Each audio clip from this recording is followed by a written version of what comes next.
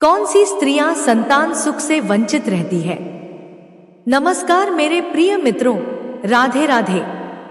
आप लोगों का एक बार फिर से स्वागत है आपके अपने YouTube चैनल धार्मिक संग्रह पर। आज की कथा है, कौन सी औरतें संतान सुख से वंचित रहती हैं। मित्रों, यह दुख सिर्फ वही स्त्रियां समझ सकती हैं जिनको किसी भी संतान की प्राप्ति नहीं होती है। यह दुख उन स्त्रियों के लिए बहुत भयानक होता है। मित्रों, इस दुख को लेकर एक कथा व्याप्त है जिसे स्वयं माता लक्ष्मी और भगवान विष्णु ने बताया है। तो चलिए हम इस कथा को सुनते हैं। एक बार की बात है, माता लक्ष्मी जी ने वंदन करते हुए भगवान विष्णु से कहा कि हे प्रीतम, आज मेरे मन में 3 प्रश्न हैं जो भड़क रहे हैं। हे प्रभु, यदि आप मेरे मन में उठ रहे इन तीनों प्रश्नों का निवारण कर दें तो मैं पृथ्वी लोक पर उन माँओं की गोद भर सकूंगी जो अपने संतान सुख से वंचित रहती हैं। तब भगवान विष्णु ने कहा, हे देवी लक्ष्मी, आखिरकार तुम्हारे वे 3 प्रश्न कौन से हैं। तब माता लक्ष्मी जी बोली, हे प्रभु, मेरा पहला प्रश्न है कि वह कौन सी स्त्री होती है जो संतान सुख से वंचित रहती है। मेरा दूसरा प्रश्न यह है कि कौन सी स्त्री समय से पहले विधवा होती है। और मेरा तीसरा प्रश्न आपसे यह है कि कौन सा श्रृंगार करने पर स्त्री को स्वर्ग में स्थान मिलता है। तब भगवान विष्णु मुस्कुराते हुए कहते हैं, हे लक्ष्मी, यह तीनों प्रश्न बहुत ही महत्वपूर्ण हैं। जो भी व्यक्ति इन प्रश्नों को जान लेता है और अपने जीवन में इन प्रश्नों को उतार लेता है, उसके जीवन में सुख ही सुख हो जाता है। भगवान विष्णु कहते हैं, हे देवी लक्ष्मी, लेकिन मैं तुम्हारे इन सभी प्रश्नों के उत्तर एक कथा के माध्यम से दूंगा। इस कथा के द्वारा तुम अपने प्रश्नों के उत्तर ठीक से जान पाओगी। परंतु जब तक मैं इस कथा को सुनाऊंगा तब तक तुम्हें इस कथा को ध्यान से सुनना है। तो माता लक्ष्मी ने कहा, हे प्रभु, मैं तुम्हें वचन देती हूँ कि मैं इस कहानी को अपनी पूरी सच्ची आस्था और सच्ची श्रद्धा से सुनूंगी। आप चिंतन न करें और कृपया उस कथा को प्रारंभ करें। मित्रों, आप सभी भी इस कथा को पूरा सुने। इसे आधा अधूरा सुनना पाप माना गया है। भगवान विष्णु कहते हैं, हे देवी लक्ष्मी, सिकंदरपुर नाम का एक छोटा सा गांव था। उस गांव में एक साहूकार रहता था।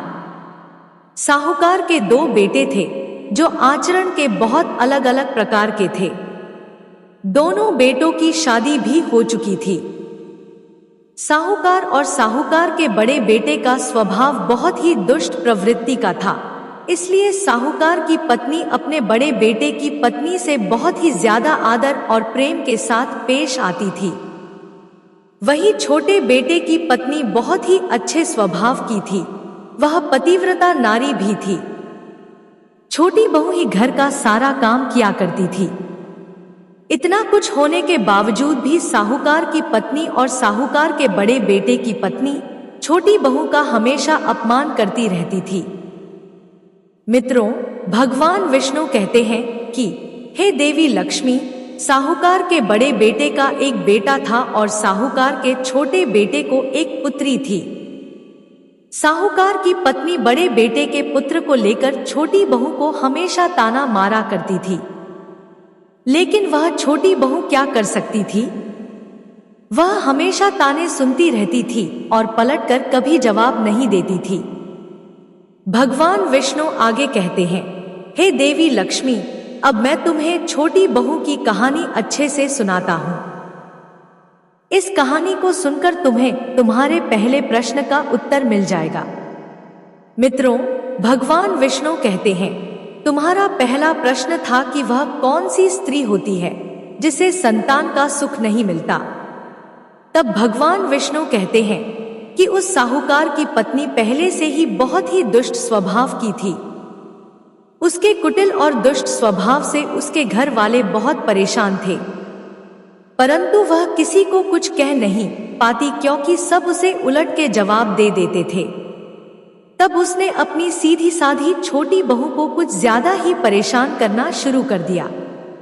उस छोटी बहू को सताने में उसे बहुत आनंद आता था। छोटे बेटे की पत्नी का नाम मधुबाला था। बेचारी मधुबाला सुबह उठकर घर के काम में लग जाती थी।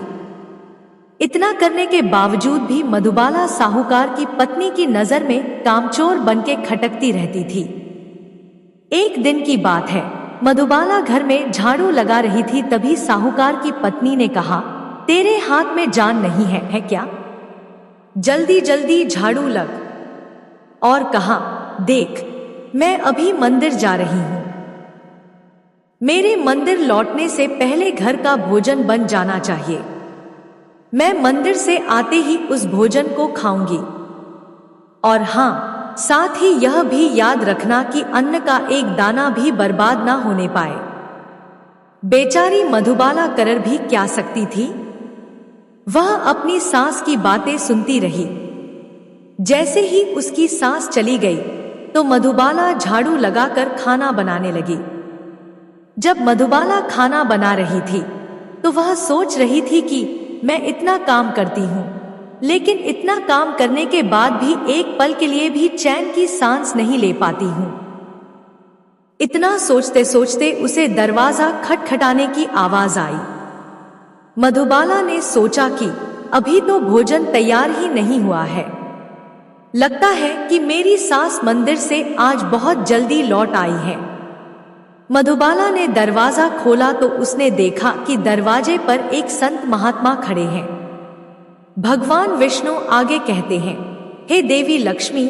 वह साधु महाराज मधुबाला से कहते हैं, तेरा सुहाग अमर रहे। अगर मुझे कुछ भोजन करा दे, मुझे बहुत तेजी से भूख लगी है। मित्रों, भगवान विष्णु कहते हैं कि मधुबाला बहुत ही सुशील और संस्कारी बहू थी।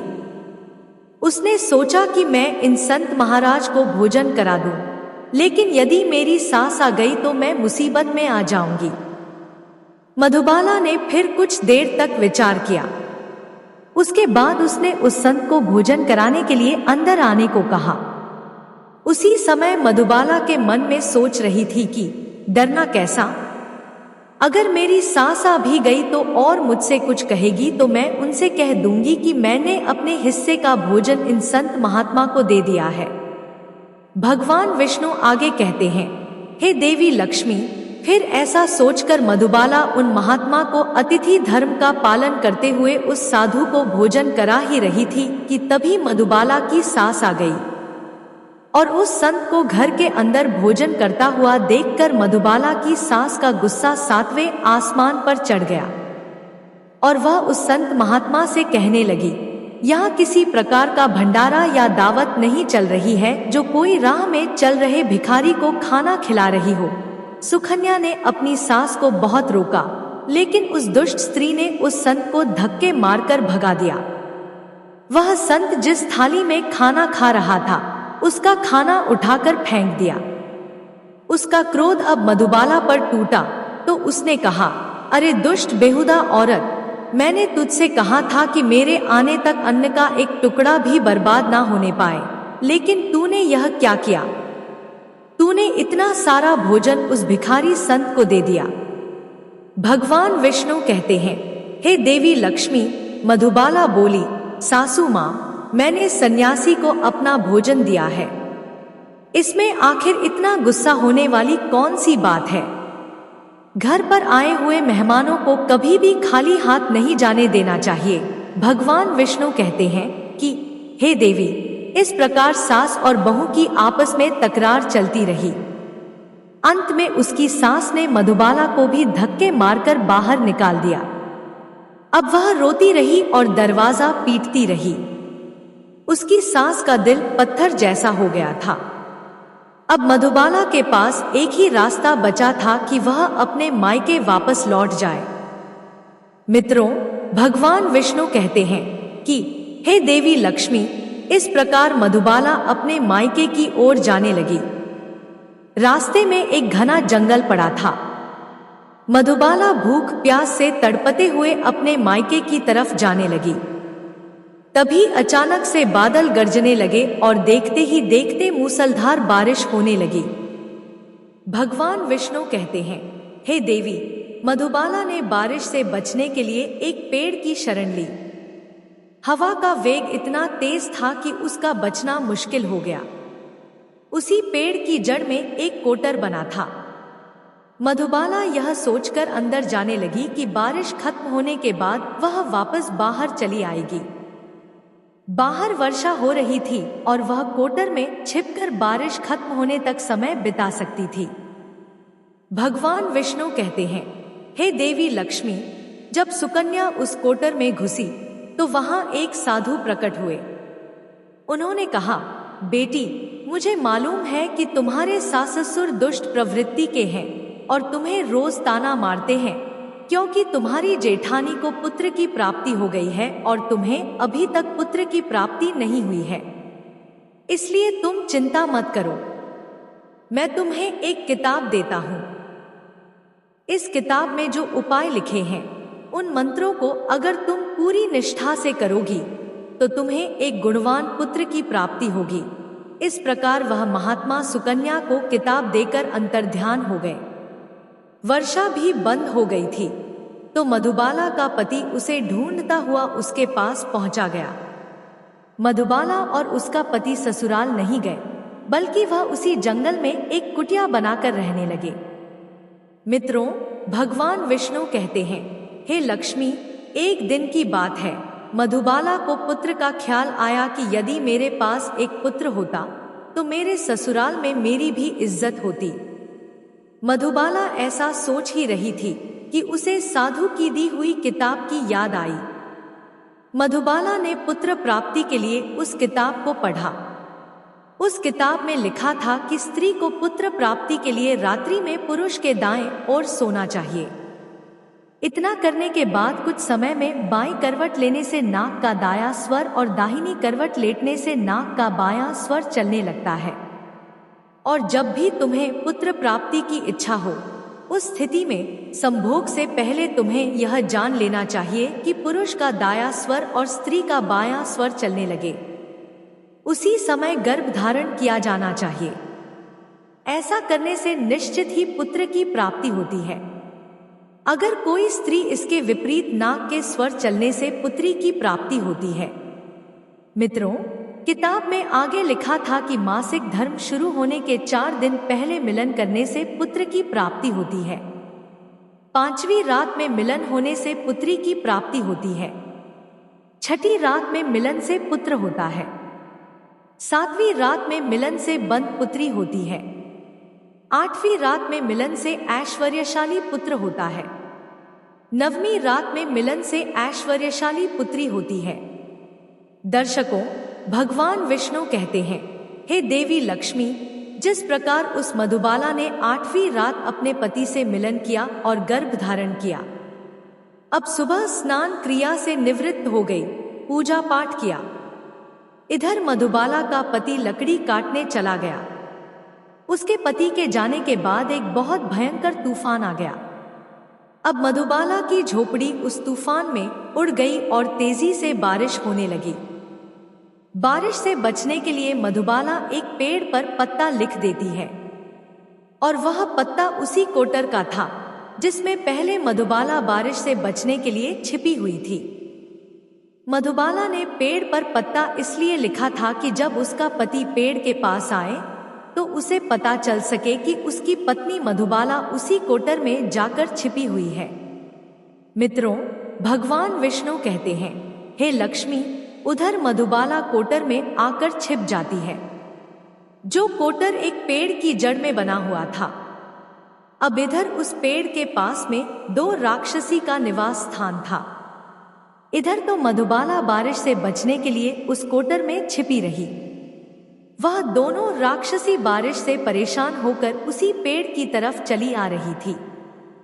फिर पेड़ के नीचे आकर एक राक्षसी कहने लगी, मुझसे तो चला नहीं जाता, लेकिन मेरा मन कर रहा है कि सोने वाले टापू पर चली जाऊं। दूसरी राक्षसी बोली, अरे बहन, इसमें कौन सी बड़ी बात है? यह पेड़ हमें उड़ा करके वहीं पहुंचा देगा जहां पर तुम्हारा सोने का टापू है। ऐसा कहकर वे दोनों राक्षसी पेड़ की ऊपर की दोनों शाखाओं पर बैठ गईं। जैसे ही वह पेड़ पर बैठी पेड़ हवा में एकदम से उड़ने लगा। उधर थकीहारी मधुबाला कोटर में छिपी हुई थी। कोटर में घुसते ही मधुबाला को नींद आ गई थी, किंतु पेड़ के उड़ने से उसके झटकों से उसकी नींद खुल गई। पेड़ को उड़ता देखकर वह एकदम से घबरा गई। जब मधुबाला ने कोटर से बाहर देखा तो उस पेड़ की डाल पर 2 राक्षसी बैठी हुई थी। अंततः मधुबाला ने सोचा कि अभी कुछ भी करना खतरे से खाली नहीं है। उसने सोचा कि जो होगा अच्छा ही होगा। फिर कुछ देर की उड़ान के बाद में वह पेड़ एक सोने के टापू पर पहुंचकर उतर गया। कुछ देर बाद दोनों राक्षसी शिकार के लिए निकल गई।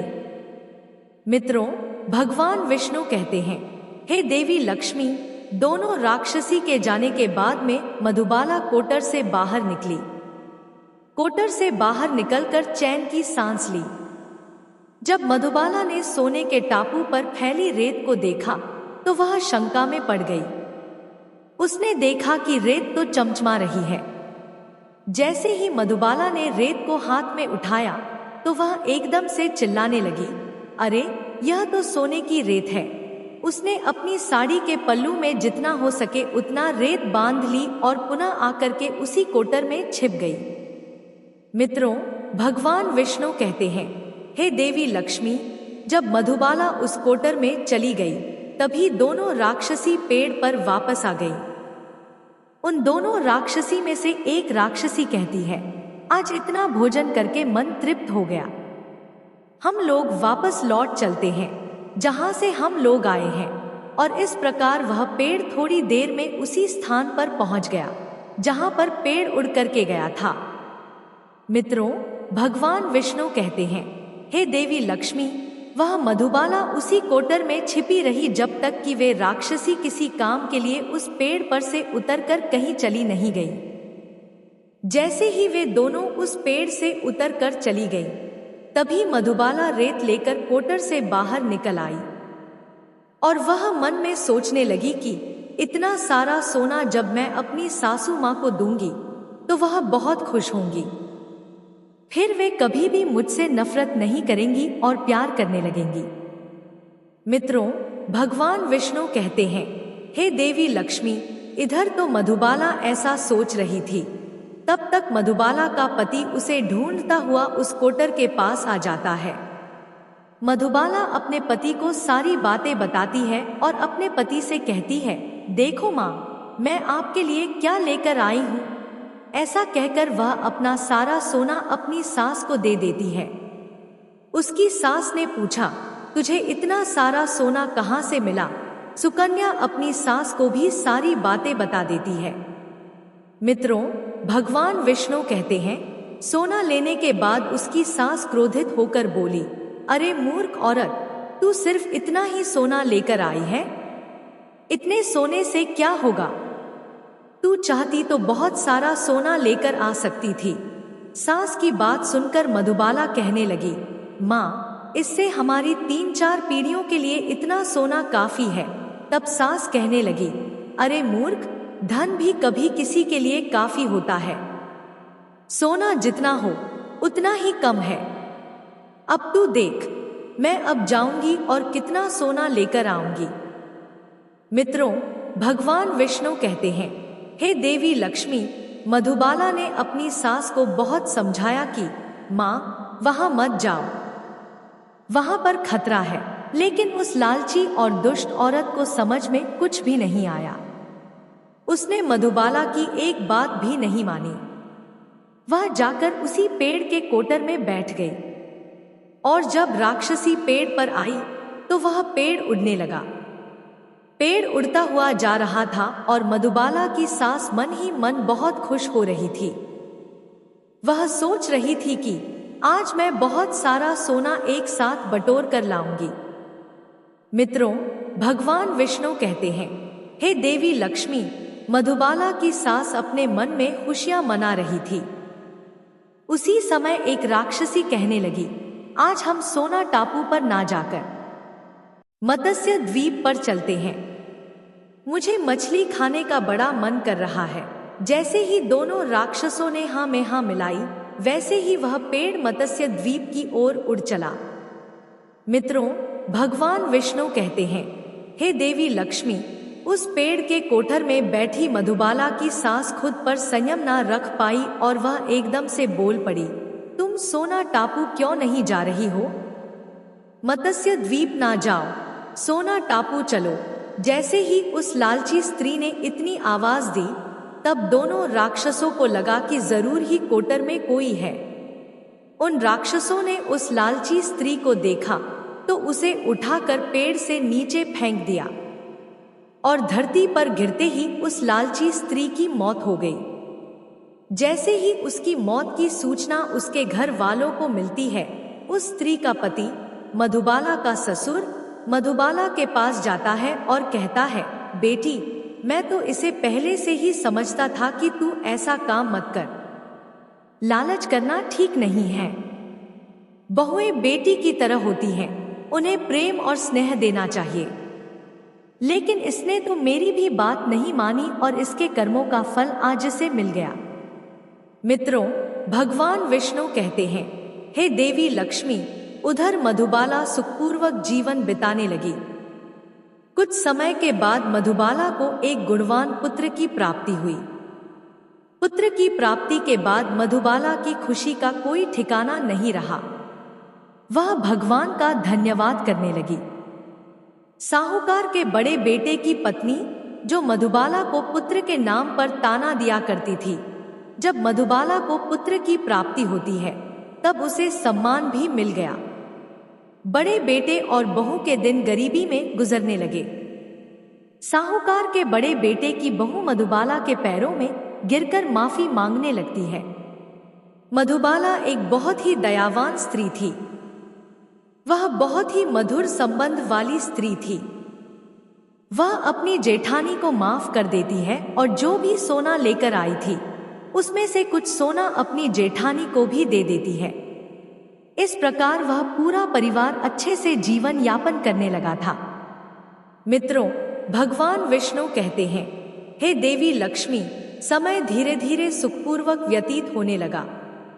तो साहूकार की बड़ी बहू का जो पुत्र था वह बहुत ही अवगुण वाला था। उसने सारा धन अवगुणों में बर्बाद कर दिया। और मधुबाला को जो पुत्र हुआ वह बहुत ही गुणवान था।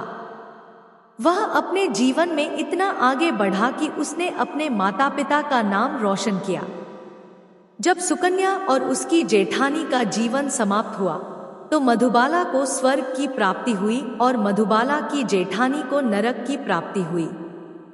मित्रों, भगवान विष्णु कहते हैं, हे लक्ष्मी, तुम्हारा पहला प्रश्न था कि कौन सी स्त्री के भाग्य में संतान का योग नहीं होता। समझ लो कि संत के द्वारा दी हुई किताब के उपरांत उसे संतान की प्राप्ति होती है। भगवान विष्णु कहते हैं, हे लक्ष्मी, तुम्हारा दूसरा प्रश्न था कि कौन सा गहना पहनने पर स्त्री या पुरुष की दर्दनाक मौत होती है। वह गहना है लालच रूपी गहना, जो साहूकार की पत्नी ने पहना था। पहनने के कारण साहूकार की पत्नी दर्दनाक मौत हो गई। लालच रूपी गहना कभी भी नहीं पहनना चाहिए। भगवान विष्णु कहते हैं, हे लक्ष्मी, तुम्हारा तीसरा प्रश्न था कि कौन सा श्रृंगार करने पर स्त्री को स्वर्ग की प्राप्ति होती है। वह है पति रूपी श्रृंगार, यानी कि चरित्रवान और पतिव्रता स्त्री। जिस प्रकार मधुबाला मृत्यु के बाद स्वर्ग में गई, उसी तरह हर स्त्री को चरित्रवान और पतिव्रता होना चाहिए। भगवान विष्णु कहते हैं, हे देवी, अब तो तुम्हें पता चल ही गया होगा कि वह तीनों प्रश्नों के उत्तर क्या है जो आपने मुझसे पूछे थे। तब देवी लक्ष्मी कहती हैं, हे भगवान, मुझे अब मेरे प्रश्नों का उत्तर मिल चुका है। आपने जो मुझे यह मार्ग प्रदान किया है, इसे मैं संपूर्ण विश्व में विख्यात करूंगी। मित्रों, हमें कभी भी लालच नहीं करना चाहिए। लालच एक बहुत बुरी बात होती है। जैसे उस साहूकार की पत्नी के साथ हुआ, वैसा आपके साथ ना हो। आप ध्यान रखें। मित्रों, आपको हमारा यह वीडियो कैसा लगा? आप हमें कमेंट सेक्शन में जरूर बताएं। साथ में कमेंट सेक्शन में राधे राधे अवश्य कमेंट करें। इस वीडियो को उन लोगों के साथ शेयर करें जिन्हें इस वीडियो की जरूरत है, जिनका आप मार्गदर्शन करना चाहते हैं। मित्रों, आप सभी का वीडियो यहां तक देखने के लिए दिल से धन्यवाद।